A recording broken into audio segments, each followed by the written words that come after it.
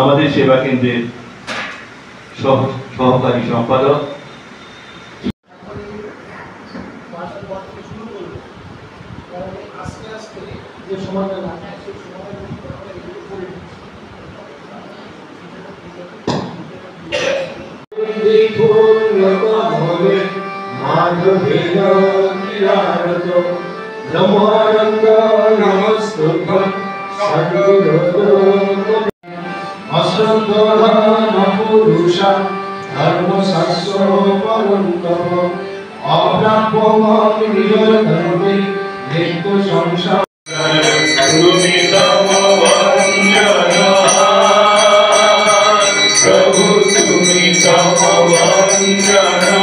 সুশৃঙ্খলা পরায়ণ ভাবে আপনারা মহারাজকে প্রণামের সুযোগ পাবেন।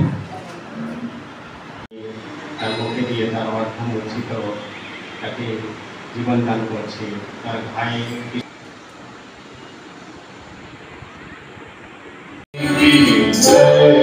जय स्वामी जी महाराज की जय। এখন দাঁড়িয়ে আছি শিয়ালদা স্টেশনে। 4:18 দত্তপুকুর লোকাল এখানেই দেবে। আজকের গন্তব্য হচ্ছে দত্তপুকুর শ্রীরামকৃষ্ণ বিবেকানন্দ সেবাশ্রম সঙ্গে একটা প্রোগ্রাম আছে। সেই প্রোগ্রামটা আজকে তুলে ধরবো আপনাদের সামনে আরপিজি ব্লগের মাধ্যমে। সঙ্গে থাকুন, দেখতে থাকুন আরপিজি ব্লগ।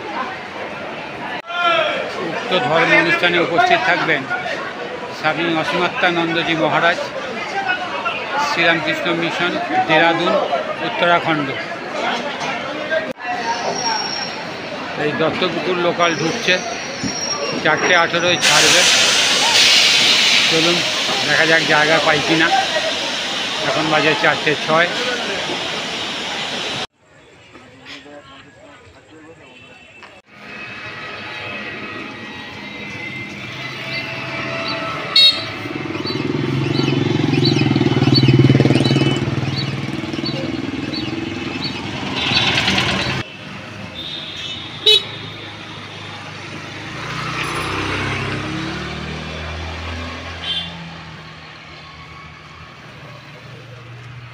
আমরা এখন দাঁড়িয়ে আছি শ্রীরামকৃষ্ণ বিবেকানন্দ ভবনের সামনে, যেটা শ্রীরামকৃষ্ণ বিবেকানন্দ সেবা কেন্দ্র।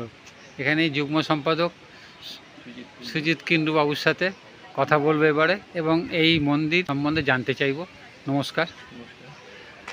এইটা কত বছরের চলছে? এটা আমাদের 2000 সালে এই বিল্ডিং হয়েছে। তার আগেও দত্তপুকুরে রামকৃষ্ণ ভাবধারাকে প্রচার প্রসারের স্বার্থে আমাদের এই আশ্রম বা মন্দিরের অন্য জায়গায় ছিল। তারপরে এই জমি কিনে এখানে আনা হয় এবং নানাভাবে খুব কষ্টের মধ্যে দিয়েই যারা তখন থেকে করছেন তারা জমি সংগ্রহ করে তারপরে নানাভাবে এই মন্দির স্থাপনা হয়েছে। আপনাদের আর কি কি অ্যাক্টিভিটিস আছে? আমাদের এখানে একটি প্রাইমারি স্কুল আছে, যে স্কুলে প্রায় 150 জন মতো ছাত্রছাত্রী রয়েছে এবং শিক্ষক শিক্ষিকাও তারা সবাই সেবার আদর্শ নিয়েই এখানে কাজ করছেন। এবং আমাদের একটি দাতব্য চিকিৎসালয় আছে, পাঠচক্র হচ্ছে, স্টুডেন্ট যুব পাঠচক্র ছেলেমেয়েরা এখানে আসা যাওয়া পারে। এছাড়া আমরা আরও নানাভাবে সমাজসেবা করি, যেখানে যেমন দরকার অসুস্থ মানুষকে সেবা দেওয়া, সব কাজই হয় যেটা রামকৃষ্ণ বিবেকানন্দ আদর্শে যা যা করার দরকার আমরা সেটা করি।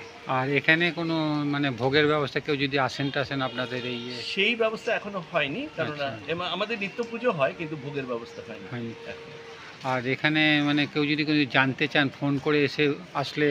হ্যাঁ হ্যাঁ হ্যাঁ, সেটা হলে আসলে নিশ্চয়ই আমাদের এখানে সমস্ত ব্যবস্থা করা হয়। শুধু ফোন নাম্বারটা একটু বলে দেবেন। 9007005102। শুনে নিলেন আপনারা, প্রচুর কাজ করেন ওনারা, কিন্তু কথা হচ্ছে যে আমাদের সবাইকে আসতে হবে। আমরা ঠাকুরমা স্বামীজির পথ অনুসরণ করছি, তাই ওনারা চেষ্টা করছেন আমাদের সামনে তুলে ধরার। তাই আর একটা শুধু প্রশ্ন করব যে ঠাকুরমা স্বামীজি যখন অনুষ্ঠান হয় তখন সেটা জানতে পারবে কি করে মানুষ? সেটা আমাদের এমনিতে তো কিছু আপনিও জানেন যে সমাজ মাধ্যমের সঙ্গে বিভিন্নভাবে যুক্ত আমাদের ফেসবুক অ্যাকাউন্ট রয়েছে, আর এছাড়া আমরা প্রচার করি, লিফলেটস প্রচার করি। আর কেউ যদি আমাকে ইন্টারেস্ট থাকে তার নাম্বার আমি সংগ্রহ করে রাখবো আমার কাছে, এবং যখন যা অনুষ্ঠান হয় সেই অনুষ্ঠানের সমস্ত বিবরণ বিস্তারিত আমি জানাবো। আর কেউ যদি দীক্ষা নিতে যায়? দীক্ষা নিতে গেলে আমরা অ্যাকচুয়ালি এখানে তো এখনও দীক্ষা হয়নি, আমাদের কাছাকাছি আশ্রমের মধ্যে বারাসাত বামুনমুড়া আশ্রমে দীক্ষা হয়, সেখানে আমরা নাম নথিভুক্ত করিয়ে মহারাজদের সঙ্গে আমাদের যোগাযোগ থাকে, সেখানে করিয়ে দিই। আর লাস্টে বলবো যে সবাইকে যে আপনারা আসুন, এখানে একবার আসুন, ভালো লাগবে। আর সুজিতবাবু ভীষণ ভালো লোক, আমার সঙ্গে এই করতে করতেই আলাপ, তা দেখছেন তো এখানে চলে এসেছি, আপনারাও আসুন। সবাই ভালো থাকবেন, আপনিও ভালো থাকবেন দাদা, ধন্যবাদ। এটা হচ্ছে অফিস রুম, এটা অফিস রুম, গ্রন্থাগারও আছে গ্রন্থাগার আছে ভেতরে। ভিতরে।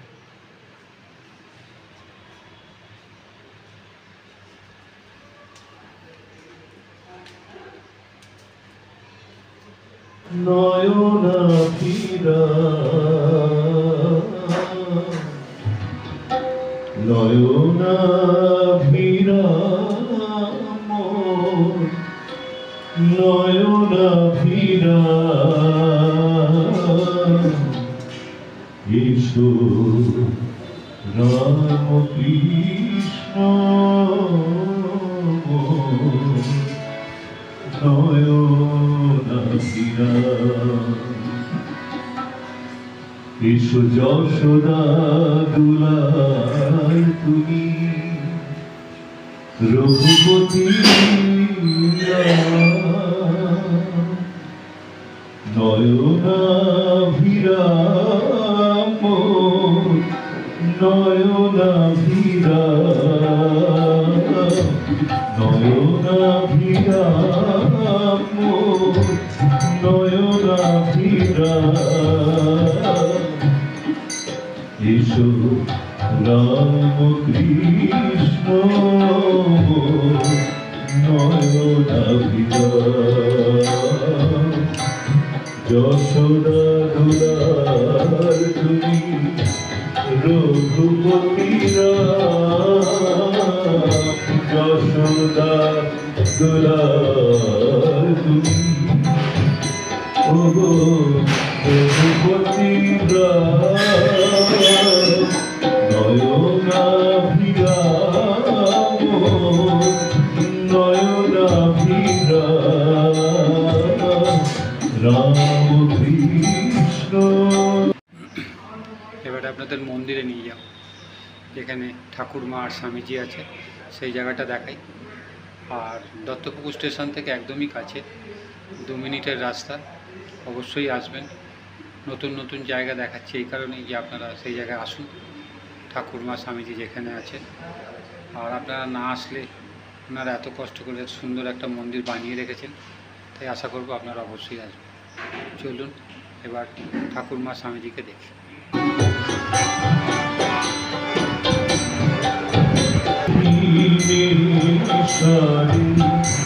তব লীলা কিবা মনোহার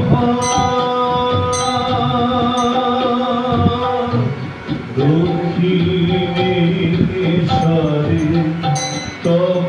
আপনারা সবাই প্রচুর কাজ করেন দেখছি, সুন্দর একটা মন্দিরও বানিয়ে রেখেছেন, খুবই ভালো, খুব সুন্দর।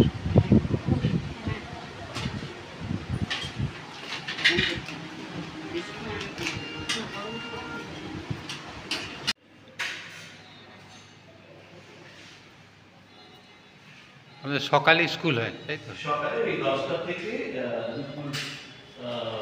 2টো অবধি স্কুল। আচ্ছা,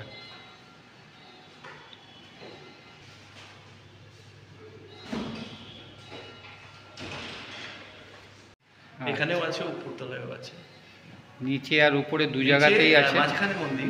আচ্ছা,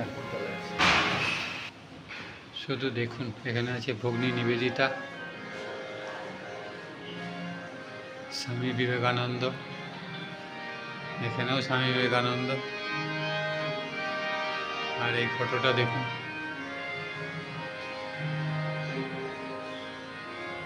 খুব সুন্দর। এদিকে ঠাকুর, মা, স্বামীজি।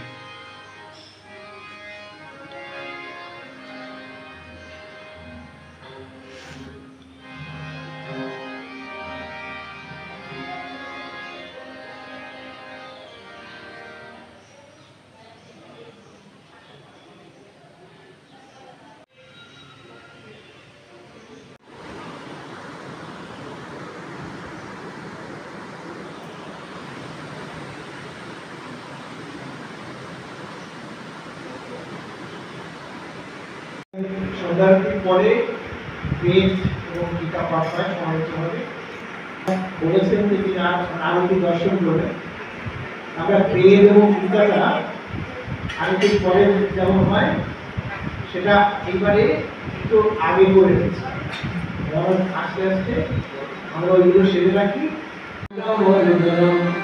দেবকী পরমানন্দম কৃষ্ণ বন্দে জগদ্গুরু শ্রীমদ্ ভগবদ গীতা নবমধ্যায় যোগ শ্রী ভগবান ইদং তুমে দুর্যোধনম প্রসাহন সুভবে জ্ঞান বিজ্ঞান সহিতম যজ্ঞকামস্য শিশুয়া রাজবিদ্যা রাজবুদ্ধম পবিত্রমিদম।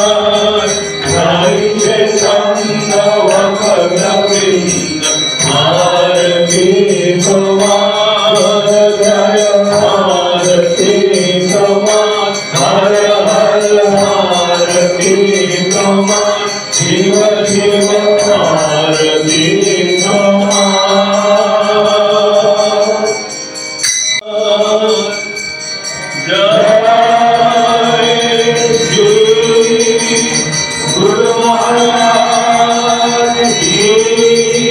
Ki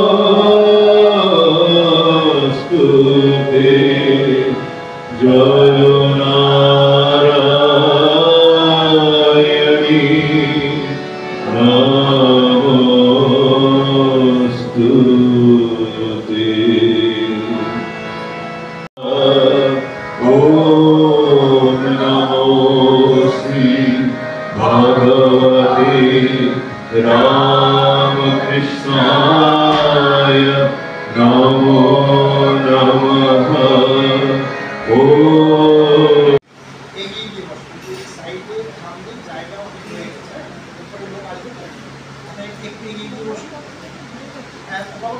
বিশেষ অনুরোধ, নীরবতা পালন করবেন, জব চলাকালীন কেউ চলাচল করবেন না।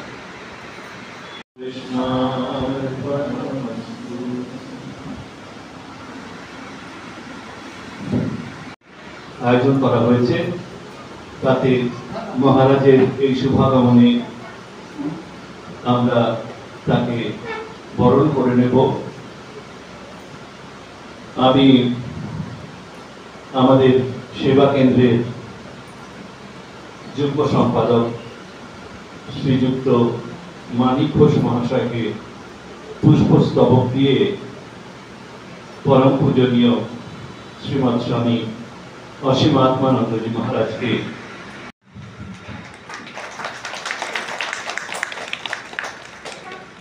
আমাদের সেবা কেন্দ্রের সহকারী সম্পাদক অর্পণ করছি। মহারাজ গ্রহণ করে আমাদের কৃতজ্ঞ করবেন।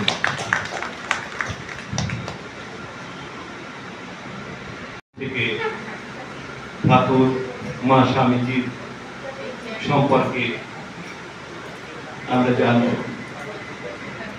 একটু বলার সাহস রাখছি।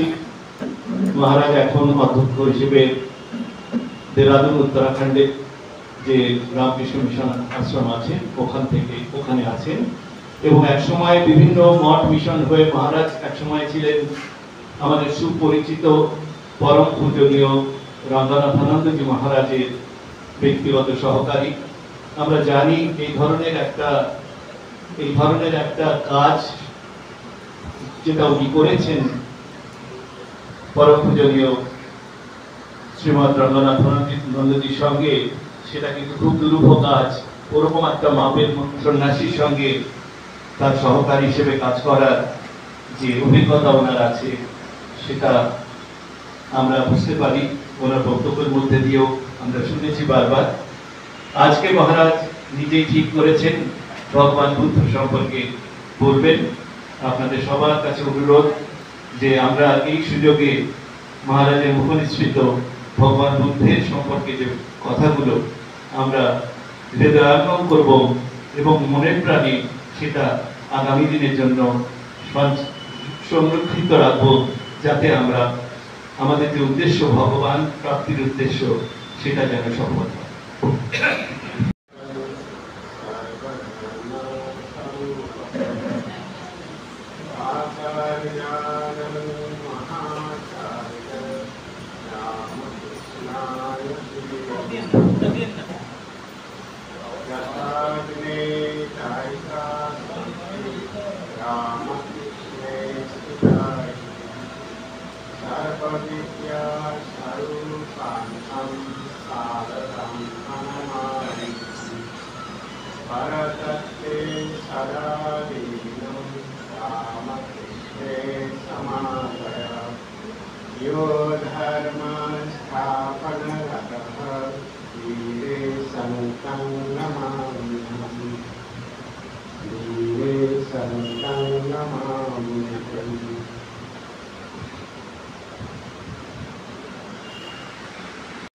প্রথমে আমি এই আশ্রমে সম্পাদক শ্রী মানিক ঘোষকে আমার শ্রদ্ধা নমস্কার তথা এখানকার যে প্রেসিডেন্ট উনি আজকে এখানে নেই, শ্রী শঙ্কর মুখার্জি, ওনাকে আমার শ্রদ্ধা নমস্কার। সুদীপ কুণ্ডু, ওনাকে আমার শ্রদ্ধা নমস্কার। আর আপনাদেরকে আমার সবাইকে হার্দিক নমস্কার। গরম সবাই কষ্ট করে এসছেন, আর জানি না এটা সবই ঠাকুর নিয়ে এসছেন আপনাদেরকে, নাহলে এত গরমের মধ্যে প্রত্যেকে এসছেন, রাত হয়ে গেছে। তারপরে তো এই আশ্রম দেখে তো আমাকে ভয় লাগছে যে এইখানে এই ভিতরে ঢুকে এখানে তবু আপনারা মায়েরা সব এত কষ্ট করে এসছেন। এটা খুবই মানে কী বলবো, ঠাকুরের কাছে প্রার্থনা যে আপনাদের জীবনের কাছে সফল হোক, এটাই আমার আন্তরিক প্রার্থনা। এখানে পিছনে শোনা যাচ্ছে আপনারা সব সময় শুনতে থাকেন। এখানে নিশ্চয়ই অনেক সাধু কর্মচারী আছেন যারা ঠাকুরমা স্বামী সম্বন্ধে বলেন। তাছাড়া আমাদের তো আমরা বলছি যে সর্বধর্ম স্থাপক যে ঠাকুর হচ্ছে তিনি সর্বধর্মের স্বরূপ, সর্ব অবতার বরিষ্ঠ বলা হয়, সকল অবতারের স্বরূপ। আর সেই জন্য ভগবান বুদ্ধ, যাকে স্বামী বিবেকানন্দ ঠাকুরও বলেছেন, যখন স্বামী বিবেকানন্দ যায় বোধগয়াতে, কিন্তু ঠাকুরকে না বলে চলে গেছিলেন, ফিরে আসতে ঠাকুর জিজ্ঞাসা করেছিলেন ভগবানের বুদ্ধে বিবরণ দিয়ে ঠাকুর খুবই খুশি হলেন। তাছাড়া আমাদের সমস্ত বুদ্ধ খ্রিস্টান এদের সমস্ত বিশেষ বিশেষ দিনে পূজা হয়। আপনাদেরও ওখানে নিশ্চয়ই বুদ্ধের জাস্ট এই কয়েকদিন আগে বুদ্ধ পূর্ণিমা গেল, আজ থেকে মনে হয় 15 দিন আগে বুদ্ধ পূর্ণিমা গেছে। সেটাকে বুদ্ধ পূর্ণিমাকে বলা হয় তৃতীয় অসপিসিয়াস ডে। মানে ভগবান বুদ্ধের জন্ম হয়েছিল বুদ্ধ পূর্ণিমা, এটাকে বৈশাখী পূর্ণিমা বলা হয়। আর তারপরে ওনার নির্মাণ লাভ হয়েছিল, সেটাও এই বুদ্ধ পূর্ণিমা মানে বৈশাখী পূর্ণিমাতে। আর মহাপ্রয়াণ হয়েছিল সেটাও ওই বুদ্ধ পূর্ণিমাতে। সেই জন্য বুদ্ধ পূর্ণিমার পরে আমরা বুদ্ধ পূর্ণিমার দিন আমাদেরও রামকৃষ্ণ মহামিশনে খুবই সারাদিন ধরে পূজা পাঠ ইত্যাদি চলতে থাকে। ভগবান বুদ্ধের সম্বন্ধে বলার আগে, যখনই কোনো অবতার পুরুষ আসেন তার পিছনে কিছু কারণ থাকে।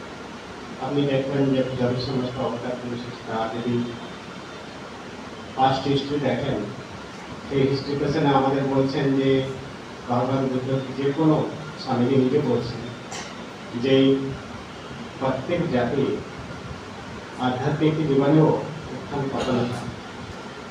যখন পতন হয় তখন সে ভাবে যেন সব কিছু শেষ হয়ে গেল। না, সে তার পুনর্বার শক্তি সঞ্চয় করে সে আবার তার উত্থান নিয়ে যায়। এটাকে বলা হয় নবজাগরণ। শক্তি জাগরণ, নূতন শক্তি জাগরণ করলেন, জাগরণ করে সেই শীর্ষস্থানে নিয়ে গেলেন। এই যে তরঙ্গ প্রবাহ, এই তরঙ্গ প্রবাহের পিছনে, তার পিছনে এক তরঙ্গ পিছনে প্রবাহের শিরোনামে এক জ্যোতির্ময় পুরুষ থাকে, যাকে বলা হয় অবতার, ঈশ্বর, ভগবান, অনেক রকম অনেকে নাম দিয়ে ডাকা হয়, যেরকম যে যার পক্ষে যেরকম সুবিধা। সেইরকম আমরা দেখতে পাই যে বৌদ্ধ ধর্ম স্থাপন হয়েছিল। ভগবান বুদ্ধ নিজেই বলছেন যে যখন রথের চাকা মাটিতে বেড়ে যায়, নরম মাটিতে যখন কোনো রথের চাকা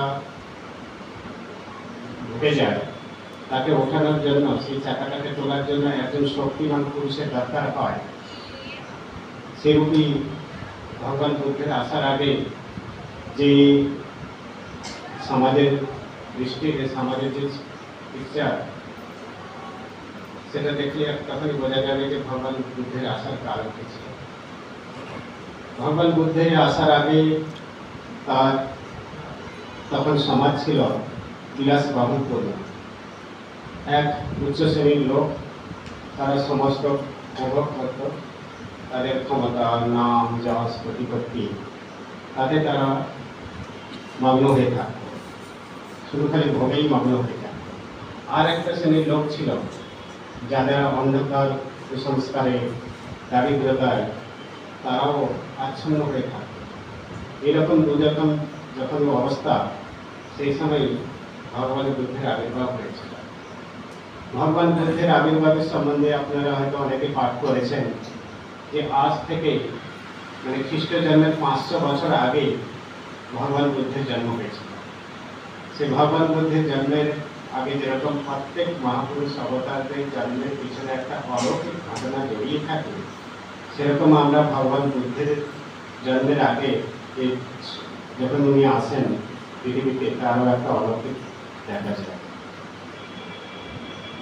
তার মাতা পিতার নাম ছিল শুদ্ধোধন আর মায়াদেবী।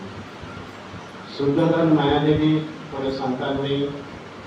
মায়াদেবী একদিন স্বপ্ন দেখছেন যে একটা হাতি শ্বাসে উপস্থিত, তার উপরে আর একটা ছোট সুন্দর সাদা হাতি, আর সেই হাতির সরে একটা সুন্দর মালা।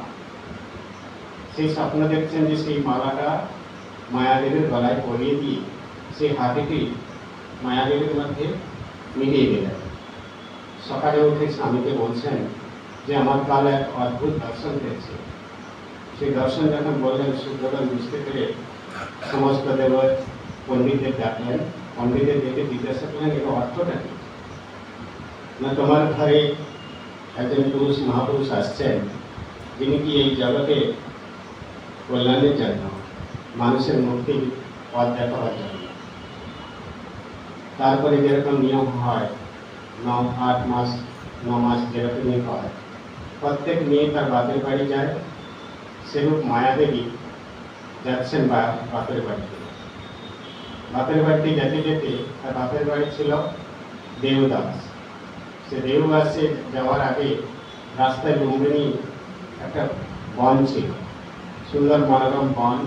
সেই সময় বৈশাখ মাসে ফুল ফলে সমস্ত গাছপালা পূর্ণ থাকে।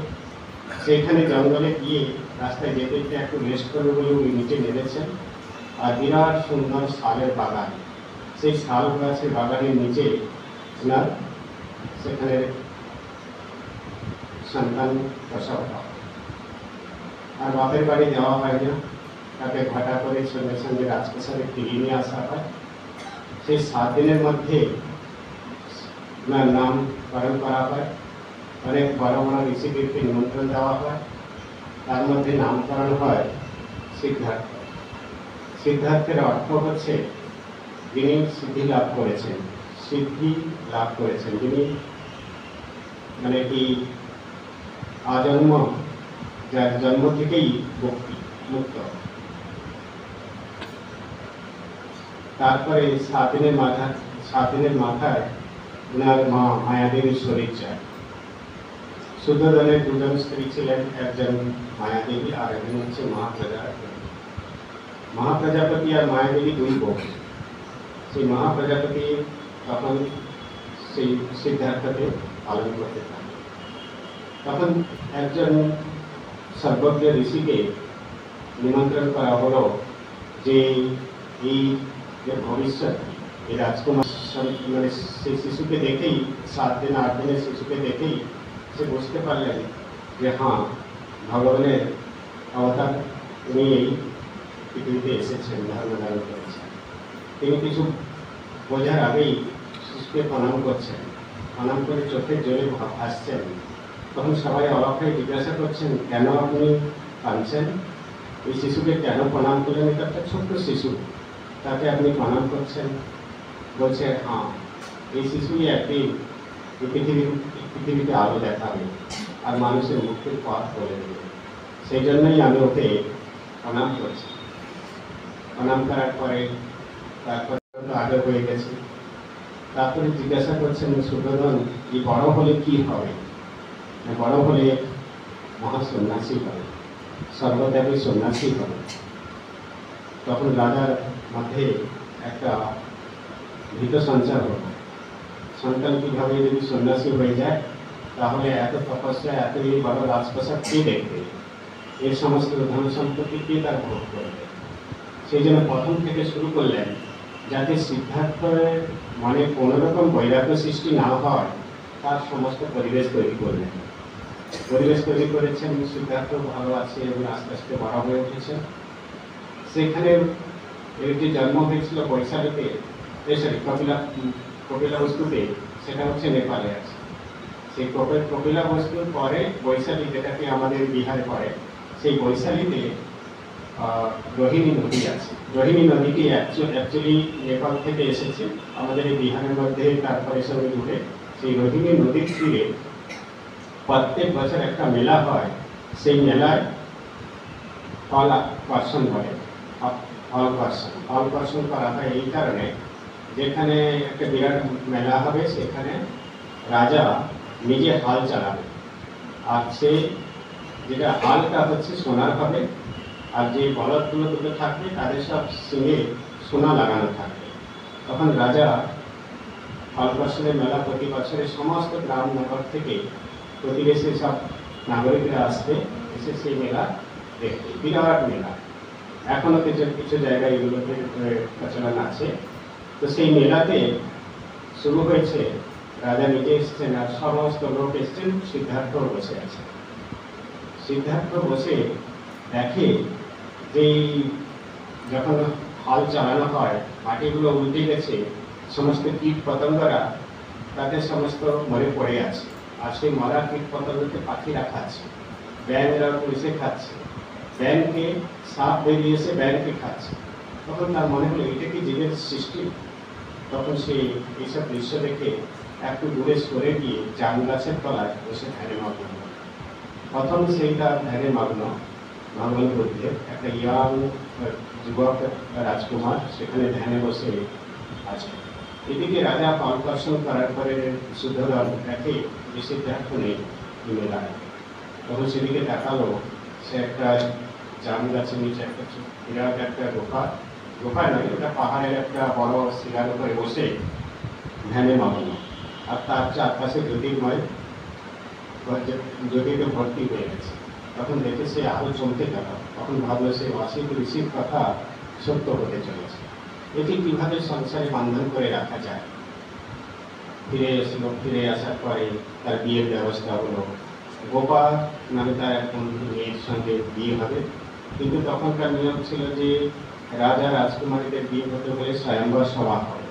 সেই স্বয়ম্বরের সভার এ হলো অনেক রাজকুমার। তার আগে যখন ছোট অবস্থায় শিক্ষার ব্যবস্থা হয়, বুদ্ধদেব খুবই ব্রিলিয়েন্ট ছিলেন। তিনি 65টা লিপিতে পড়াশোনা করেছেন, 65টা লিপি তিনি জানতেন। সে যে শিক্ষা দিয়েছিল তার নাম হচ্ছে বিশ্বামিত্র। বিশ্বামিত্র মানে সেই বিশ্বামিত্র ঋষির কথা বলছি না, তার গুরুর নাম ছিল বিশ্বামিত্র। একজন বড় পণ্ডিত ছিল, শুদ্ধোধন তার ব্যবস্থা করেছিল।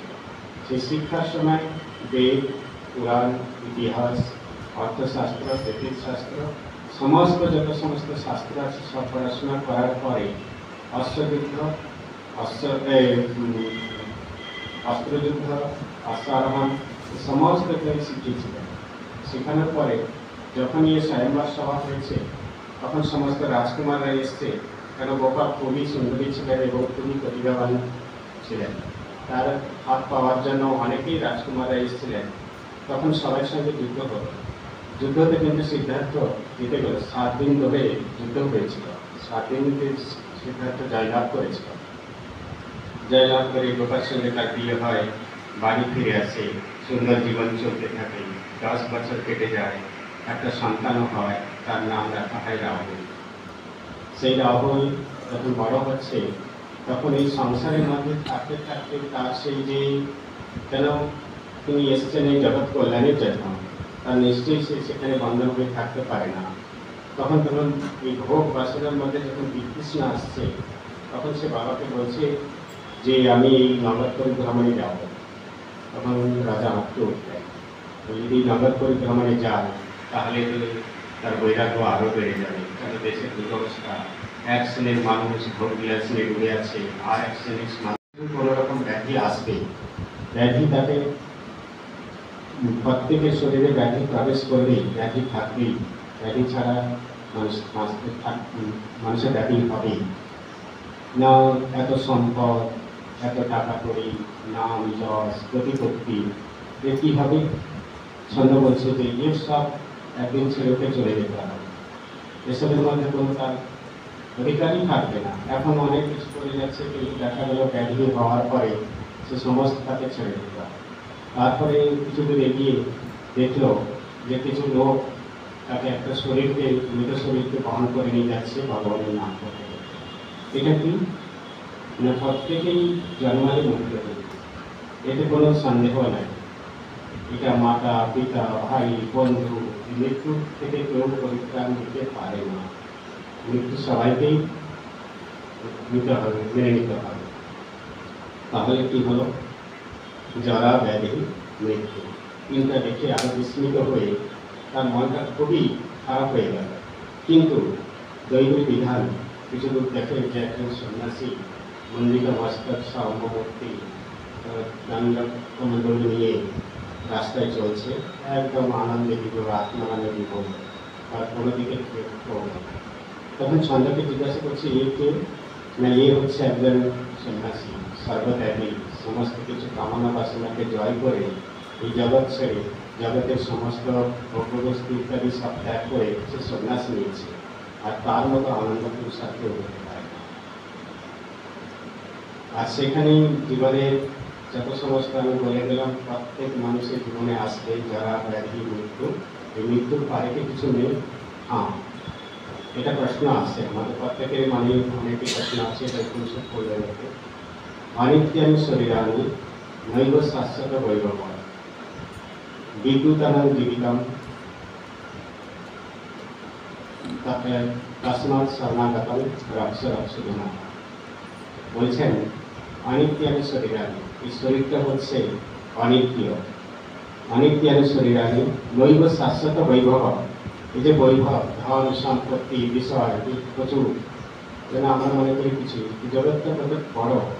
অনেকে বলে মহারাজ কত বড় হাসপাতাল হচ্ছে, কত লোকে ট্রিটমেন্ট হচ্ছে, কত হাসপাতাল করে, এই সবই এই শব্দের অভিজ্ঞ করে ভগবানের সৃষ্টিতে কেউ কিছু করে দিতে পারে? নৈব শাশ্বত বৈভব, আমাদের কেউ আমরা কয়েকদিনের খেলায় এসেছি, নৈব শাশ্বত বৈভব। তারপরে বলছেন যে বিদ্যুতানং জীবিতম, জীবনটা কেমন? বিদ্যুতানং, বিদ্যুতের ঝলকের মতো। বিদ্যুৎ ঝলক দিতে এক মুহূর্তে চলে যাচ্ছে, চলে যাচ্ছে, এখনই চলছে, রাস্তায় অ্যাক্সিডেন্ট হয়ে গেল, কেউ কিছু বলতে পারবে? কত লোক আমরা বলি, আমাদের ডাক্তাররাও বলে কাউকে বাঁচিয়ে দেবে, ভগবান বলছেন, ঠাকুর বলছেন, ভগবান দুবারে হাসেন। যখন বিষয়টাকে নিয়ে এটা বলে আমার ভাগ, এটা বলে আমার ভাগ, ভাইয়ে ভাইয়ে লড়াই করে। আরেকবার যখন বলে ডাক্তার বলে যে আমি একে বাঁচিয়ে দেবো, আজ পর্যন্ত কেউ অমর হয়ে এসছে? প্রতিদিন আমরা আমাদের চোখের সামনে কে মায়ের পেটে, কে 12 বছর, কে 10 বছর, কে 25 বছর, কোনো কিছু ঠিকই নেই, আমাদের হাতে কিছুই নেই, কিন্তু আমরা ভাবি যে আমাদের সব কিছু করে ফেলব। সেগুলো হচ্ছে নৈব শাশ্বত বৈভব বিদ্যুতানং জীবিতম, জীবনটা হচ্ছে বিদ্যুতের ঝলকের মতো, একবার আসে আর চলে যায়। তস্মাৎ শরণাগত রক্ষ রক্ষ গুণা। বলছে কি দীক্ষা দেব? না তোমার মনটাই দাও, তোমার মনটাই আমি চাই। মনটা কি? না যে মনের দ্বারা অপরের কল্যাণ চিন্তা করে, যে মন মানুষের সমস্ত স্বার্থ বুঝিয়ে দিয়ে নিঃস্বার্থকে নিয়ে গিয়ে সেই নির্মল লাভের পথ দেখায়, সেই মনটা তুমি আনতে পারো।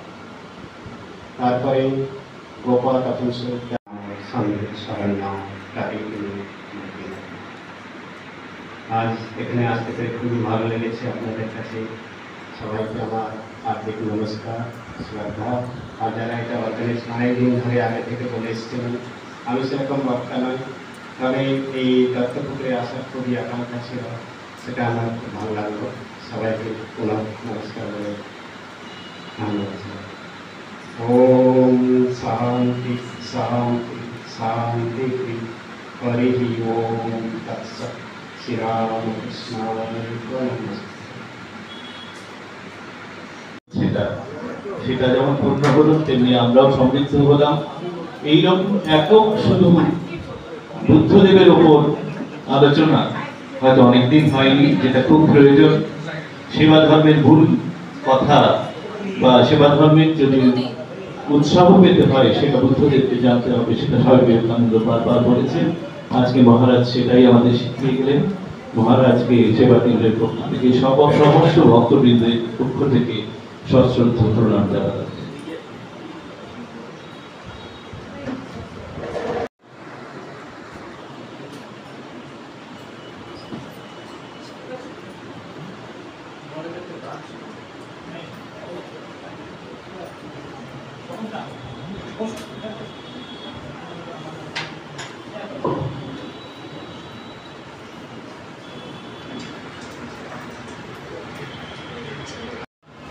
আমার তো অন্তত মনে হলো ভগবান বুদ্ধ নিজে এসে যেন তার জীবন কাহিনী বিস্তৃত আকারে বর্ণনা করছেন, তার নির্বাণ লাভের উপায়গুলো ব্যাখ্যা করছেন, এবং আমাদের জীবনে সেই জায়গায় পৌঁছাতে গেলে কি কি দরকার, তার কি কি উপদেশ একেবারে বিস্তৃত আকারে তার জন্মের লগ্ন থেকে একেবারে শেষ দিন অবধি এত সুন্দরভাবে ব্যাখ্যা করলেন যে আমরা আপ্লুত। মহারাজকে ধন্যবাদ জানানোর সৎ সাহস আমাদের নেই। সংঘের পক্ষ থেকে আন্তরিক শ্রদ্ধা, বিনম্র প্রণতি নিবেদন করি সবার পক্ষ থেকে। মহারাজ, আপনি সময় পেলে আবার আসবেন, আমাদের এইভাবে আধ্যাত্মিক জীবনের উন্নয়ন পথ, উন্নতির পথ একটু একটু করে করে দেবেন। মহারাজ, আপনাকে আমাদের সশ্রদ্ধ প্রণাম। আর এরপরে এই গানের পরে একটু প্রণামের ব্যবস্থা আছে, আপনারা সারিবদ্ধভাবে ওই আমাদের আশ্রমের যে ঘর আছে মহারাজ এখানে বলবেন।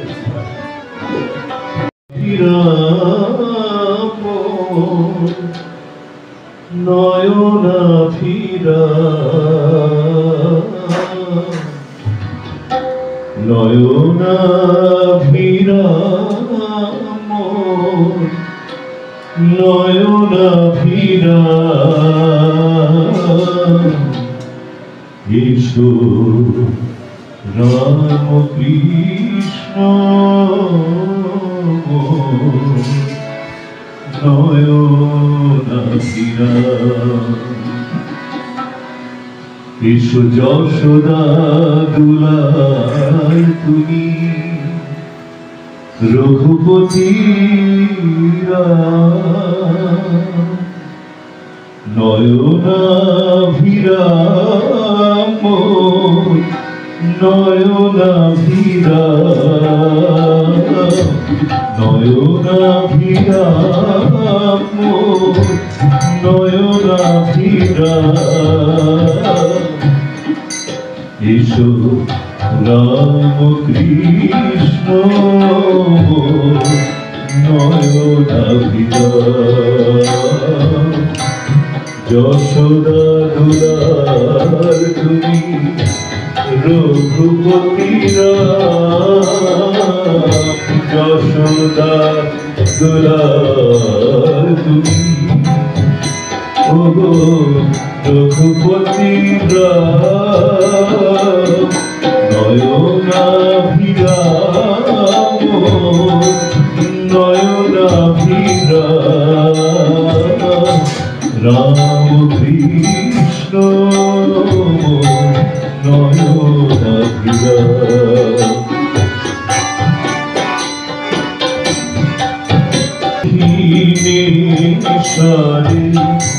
তব লীলা বিবা মনোহর,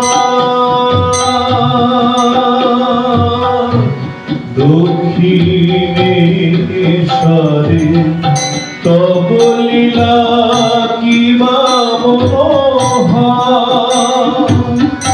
কভু শ্যামা রূপ ধর, কভু সাজ শঙ্কর, শ্রীরাধার ভাবে কভু কাঁদে তব অন্তর, শ্রীরাধার ভাবে কভু কাঁদে তব অন্তর, ধুলায় লুটায় বল, ধুলায় লুটায় বল, কোথা নব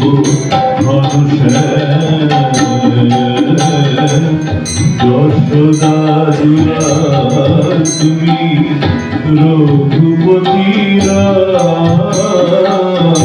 যশোদা দুলার তুমি রঘুপতি নয়না ভিরা, নয়না ভিরা, রাম কৃষ্ণ নয়না ভিরা, যুবতীর মুখে জাহ্নবী কিনারায়, যেতে প্রেম বিরাইতে ডাকে ওরে আয়,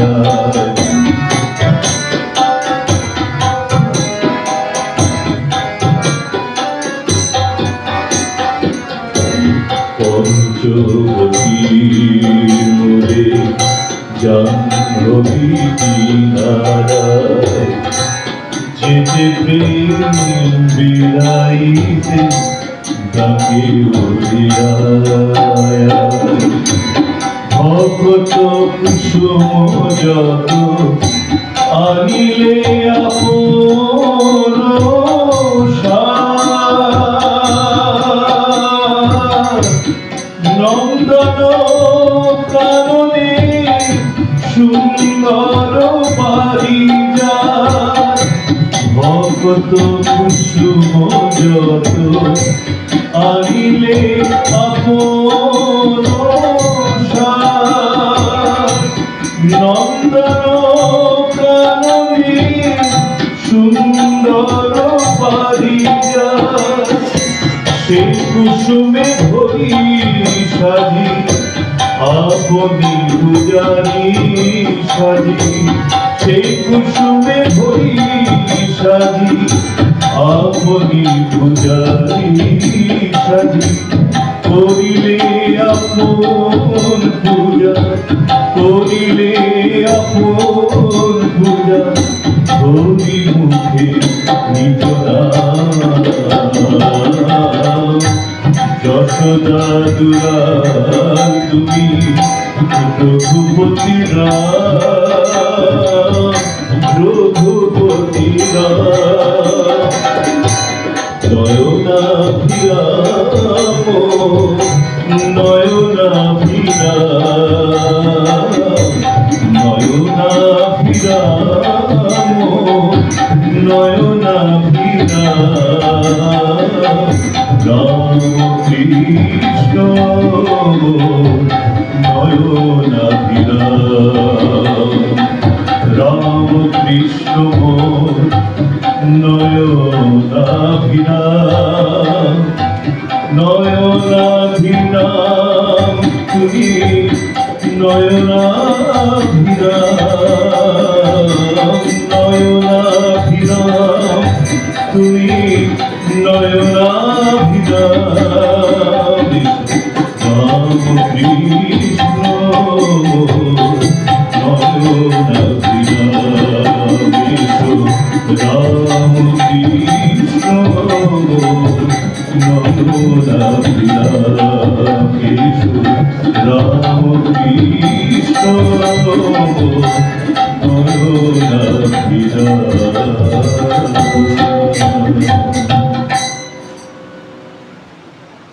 সুশৃঙ্খলা পরায়ণ ভাবে আপনারা মহারাজকে প্রণামের সুযোগ পাবেন।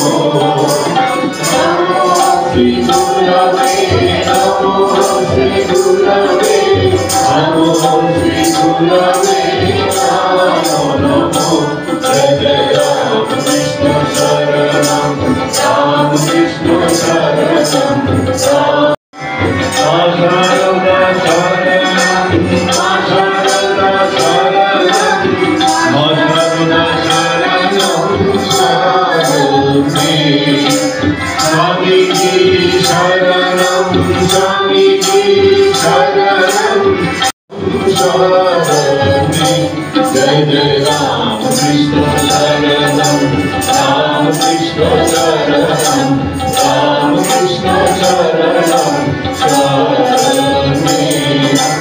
राम कृष्ण जय जय राम कृष्ण जय जय राम कृष्ण जय जय राम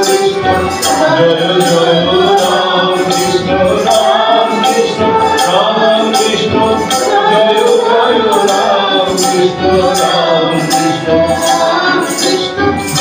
जय राम कृष्ण जय जय राम कृष्ण जय जय राम कृष्ण जय श्री गुरु महाराज जी की जय जय माई की जय जय स्वामी जी महाराज जी की जय जय महापुरुष महाराज जी की जय ओम शांति शांति शांति हरि ओम तत्सत् श्री राम कृष्णार्पणमस्तु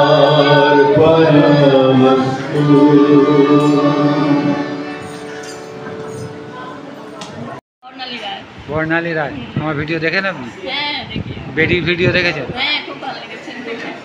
হ্যাঁ। আচ্ছা, এটা কালকে আপনি এখানে খবর পেলেন কি করে? এই কুন্ডুবাবু হ্যাঁ। কুন্ডুবাবু হয়েছে? হ্যাঁ শোনা হয়েছে। ওই কুন্ডুবাবু আছেন, আচ্ছা সুজিত কুন্ডু। সুজিত কুন্ডু, উনি ফোন করে বললেন যেন একটা প্রোগ্রাম আছে, তো তুলে আচ্ছা আপনার জানাশোনা। জানাশোনা। ঠিক আছে, ভালো থাকবেন। আজকের মতন এখানেই ব্লগটা শেষ করলাম। পুরো অনুষ্ঠানটা এতক্ষণ নিশ্চয়ই দেখে নিয়েছেন। আপনারা অবশ্যই এখানে আসুন, দত্তপুকুর শ্রীরামকৃষ্ণ বিবেকানন্দ সেবাশ্রমে। একবার অবশ্যই ঘুরে যান, ভালো লাগবে। আর ঠাকুর মা স্বামীজি আছে, হয়তো লাগবে। পরবর্তী ভিডিও আবার দেখা হবে। সবাই ভালো থাকবেন, সুস্থ থাকবেন। ধন্যবাদ।